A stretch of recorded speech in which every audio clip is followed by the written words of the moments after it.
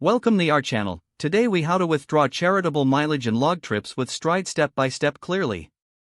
To withdraw charitable mileage using Stride, begin by opening the Stride app on your device. Log into your account using your credentials. Once logged in, navigate to the mileage tracking section on the home screen. To log a new trip, tap the Log Trip button. Select the type of trip you are logging, choosing Charity for charitable mileage. Enter the date of the trip in the designated field. Next, input the starting and ending locations to map your route. If necessary, add any notes relevant to the trip for your records. Specify the total miles driven for this charitable trip. After filling in all necessary details, review the information for accuracy. Once confirmed, tap the Save button to record the trip in the app. To withdraw or report your charitable mileage, navigate to the Reports section in the app. Select the relevant report that contains your logged charitable trips.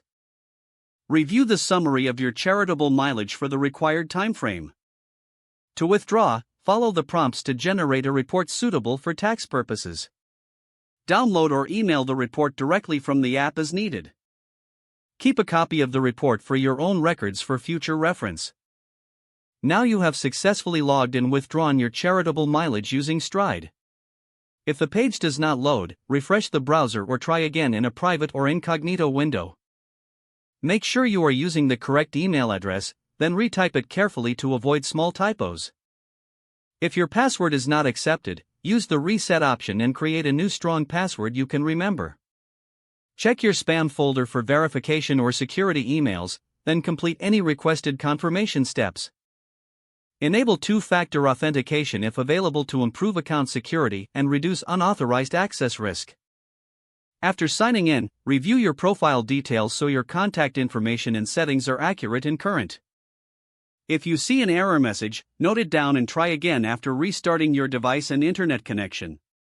Log out when you finish, especially on shared devices, to keep your account and payment information secure.